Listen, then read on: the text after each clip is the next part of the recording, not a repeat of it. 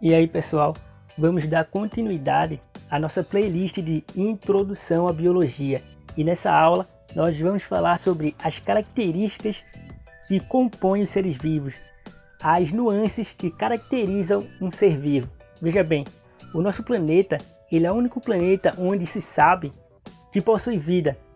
A vida é uma característica marcante, é algo fundamental em nosso planeta.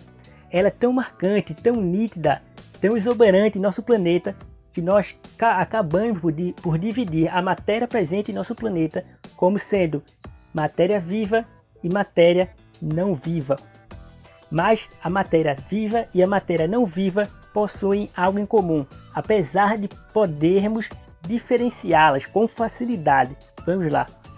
Aqui eu coloquei assim: seres vivos e seres inanimados compartilham em comum o fato de possuírem matéria. E o que seria matéria?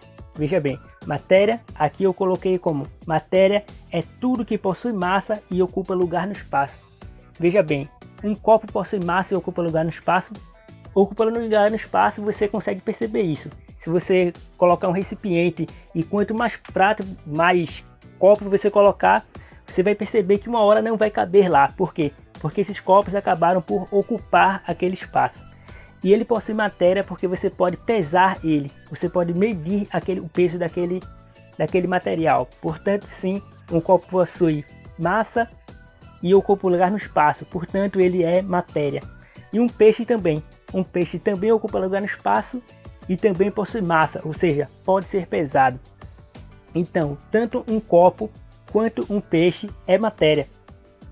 E é isso que eles têm em comum, tanto a matéria viva quanto a matéria inanimada, quanto a matéria não viva tem em comum. Eles têm em comum o fato de possuírem matéria, mas o que caracteriza necessariamente uma matéria? O que faz com que algo seja uma matéria? O que eles têm em comum entre todos eles? Assim como os seres vivos têm algo em comum, que no caso é a célula, ou melhor, a dependência da célula, e a célula chega a ser caracterizada como a base fundamental de todos os seres vivos, a matéria também tem. A matéria tem como fundamental, como unidade fundamental da matéria, é o átomo. O átomo é, entre aspas, a menor unidade que compõe uma matéria. Toda matéria possui átomo, e é a junção desses átomos que vai fazer com que uma matéria surja. Portanto, se na vida a unidade fundamental é a célula, na matéria a unidade fundamental é o átomo. E o átomo ele está presente também nos seres vivos. Se eu disser para você, existe um carbono num determinado objeto que não possui vida, e existe um carbono dentro dos seres vivos, e existe bastante carbono nos seres vivos. Tanto que os seres vivos são considerados como formas de vida carbônica. Então vamos lá. Existe alguma diferença entre o carbono que está presente na matéria viva e o carbono que está fora da matéria viva? A resposta é não. Eles são carbono igual. Então, todos os átomos que compõem o ser vivo e compõem os seres não vivos estão fadados, estão dentro das mesmas leis físicas e químicas. As mesmas condições físicas e químicas que regem o universo não vivo são as mesmas que regem o universo vivo. E uma das questões que os biólogos ainda tentam responder é se tanto a matéria, tanto os átomos que ocupam os seres vivos e que ocupam os seres não vivos, se eles sofrem as mesmas leis físicas e químicas, o que caracteriza a vida? O que faz com que essa união de matéria inanimada, no caso o átomo, faça com que exista vida? Essa é uma resposta que ainda está sendo construída dentro da ciência, dentro da biologia. Uma questão que eu percebo que as pessoas parece que têm medo de comerem uma fruta que eles encontraram o pé num cemitério. Ah, não come essa fruta porque ela é de cemitério. Veja bem, o carbono que estava presente naquele ser vivo e que foi utilizado pelaquela planta é o carbono que um dia vai fazer parte da matéria não viva, no caso. Aquela árvore, caso ela venha a falecer, caso ela venha a cair, ela vai fazer parte do solo. Aquele carbono que está no solo é o mesmo carbono que um dia esteve naquele ser humano. O carbono ele vai circulando, assim como todos os átomos presentes em nosso planeta. Então não existe diferença entre carbono que veio de uma fruta que ela trouxe de um pasto ou que ela trouxe aquele carbono de um cadáver. é carbono do mesmo jeito. Então, vamos lá. Aqui tem definições de vida. Ao longo da história, os cientistas tentaram definir o que é vida. E eu trouxe duas definições ou tentativas de definições para o que seria vida. Aqui eu trouxe a definição do geneticista Norman. Ele disse assim: a vida são entidades com propriedades de multiplicação, variação e hereditariedade são vidas. E as que não apresentam uma ou mais delas não o são. Ou seja, as características da vida para ele é multiplicação, variação e hereditariedade. As que não possuírem uma ou mais dessas características não podem ser consideradas como forma de vida.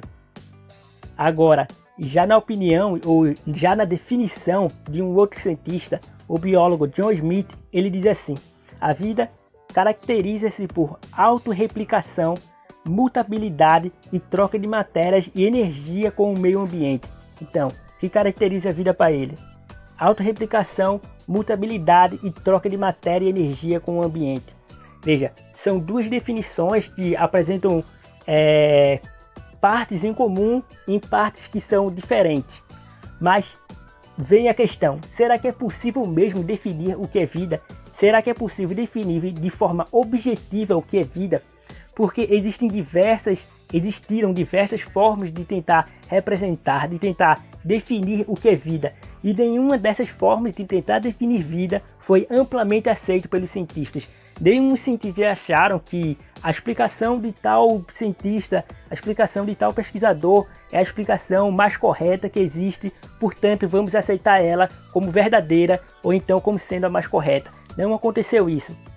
Então, um biólogo, um zoólogo norte-americano acredita que não é possível definir de forma objetiva o que é vida. Veja bem o que ele disse: tentativas foram feitas repentinamente para definir vida. Esses esforços são fúteis, visto que agora está claro que não há uma substância que possa identificar a vida.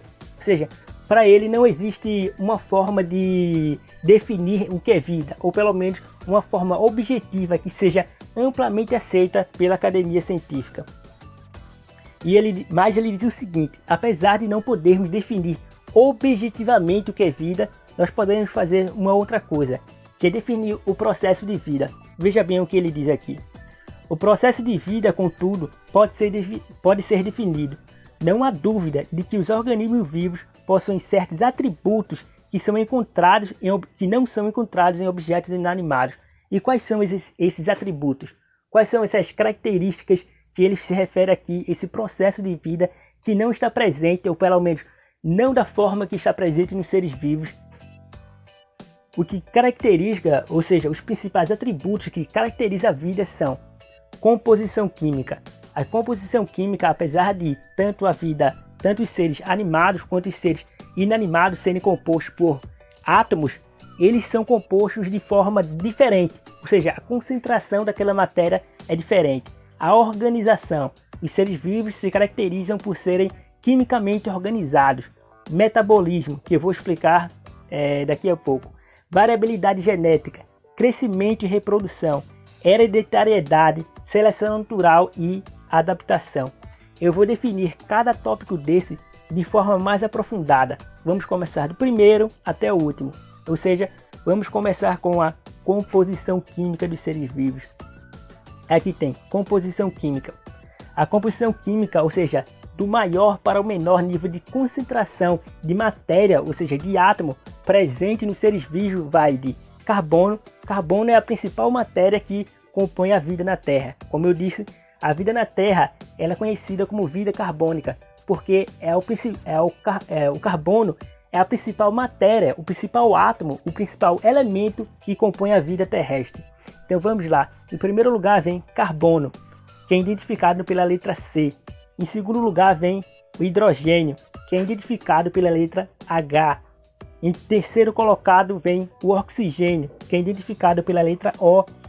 Em quarto lugar vem o nitrogênio, que é identificado pela letra N. E em menor composição, mas não menos importante, é composto por fósforo e enxofre, que são identificados por P e S, respectivamente. Então, Juntando apenas as letras que identificam esses átomos, nós podemos fazer um nomezinho. Eu espero que você anote esse nome e decore ele, porque ele costuma ser cobrado. Ele se chama CHOMPS. Se eu perguntasse para você quais são os 3 átomos que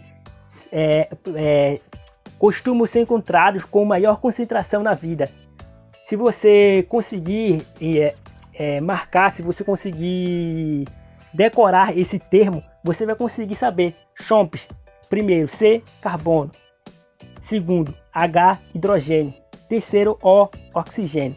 Então escreva esse termo, anote ele e decore ele, porque ele vai ser usado, você pode usar ele na prova. Vamos lá. Organização da matéria viva. Veja, a matéria viva ela pode ser dividida pelo tipo de célula e pela quantidade de células.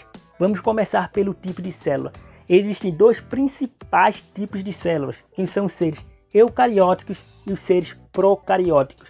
A palavra eu, do eucariótico, significa verdadeiro, e carioto vem de carioteca, que é a membrana que compõe o núcleo da célula. Então, o que vai diferenciar o eucariótico do procariótico é a existência de uma camada nuclear, é a existência de um núcleo interno. E aqui temos a imagem deles.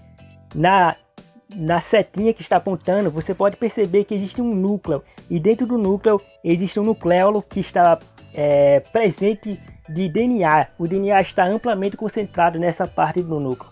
E já na matéria, já na outra célula não existe núcleo, ou seja, o que diferencia, a principal diferença do eucariótico para o procariótico é a presença do núcleo, apesar de que existem sim outras diferenças que nós estudaremos mais adiante. Então vamos lá. Nós saímos do tipo de célula, agora vamos pela quantidade de célula. Os seres vivos podem ser divididos entre seres unicelulares e seres pluricelulares. Quem assistiu à minha primeira videoaula de Introdução à Biologia vai lembrar que eu falei sobre isso, mas vamos repetir de novo. Seres unicelulares são seres compostos por uma única célula, como é o caso de todos os seres procarióticos. Os seres procarióticos, tanto as bactérias como as arqueias, são compostos por uma única célula, enquanto os seres pluricelulares são compostos por 2 ou mais células. Alguns seres pluricelulares chegam a ser compostos por bilhões de células, como é o caso das baleias.